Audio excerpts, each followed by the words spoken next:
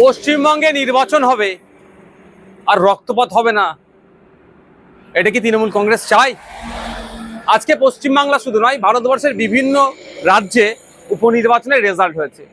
আমার এখনো পর্যন্ত কোনো খবর পাইনি ওখানে কোনো ঘটনা ঘটেছে, কিন্তু দুর্ভাগ্য আমাদের পশ্চিমবাংলায় একটা উপনির্বাচনে একটি ফুটফুটে ক্লাস 4-এর 9-10 বছরের বাচ্চা মেয়েকে খুন হতে হলো।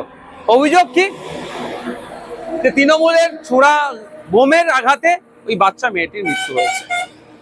হ্যাঁ, আমি আবারও বলছি, পশ্চিমবঙ্গে নির্বাচন হবে আর পিছড়েভাগের মুসলমান খুন হবে না, পশ্চিমবঙ্গের নির্বাচন তো অসম্পূর্ণ থাকবে।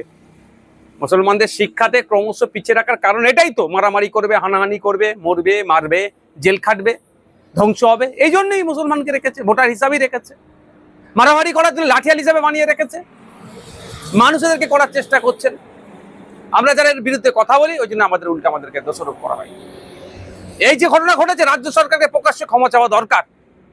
সাথে সাথে ওই যারা দুষ্কৃতী সমাজ বিরোধীদের দাপাদাপি যারা চলছে তাদেরকে ঘাড় ধরে জেলের মধ্যে রাখা দরকার। আমি ওই পরিবারকে সমবেদনা জানাই এবং গভীর উদ্বেগের সাথে বলছি, আমার পশ্চিমবাংলা কোন দিকে এগিয়ে যাচ্ছে।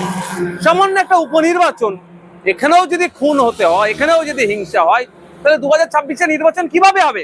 ইলেকশন কমিশন অফ ইন্ডিয়া কি করছে? সম্পূর্ণরূপে পশ্চিমবাংলায় শান্তিপূর্ণ নির্বাচন করতে ব্যর্থ হয়েছে। আমি আশা করবো এর থেকে শিক্ষা নিয়ে আগামী দিনে 2026 নির্বাচন আসছে, শান্তিপূর্ণভাবে নির্বাচন করবে।